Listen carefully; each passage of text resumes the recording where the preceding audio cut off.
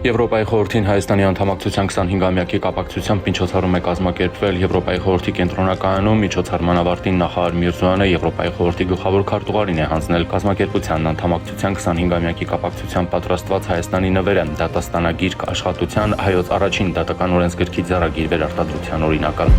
Ձմեռային զորակոչի ժամկետը երկարաձգվեց մինչև փետրվարի 13-ը։ Որոշման ընդունումը պայմանավորված է ձմեռային զորակոչի շրջանակում զորակոչի ենթակա քաղաքացիների առողջական վիճակի հետազոտական գործընթացը ավարտին հասցնելու եւ դրանց արդյունքներով քաղաքացիների զորակոչի կարգավիճակը հաստատեցնելու անհրաժեշտությամբ, ասվում է հիմնավորման մեջ։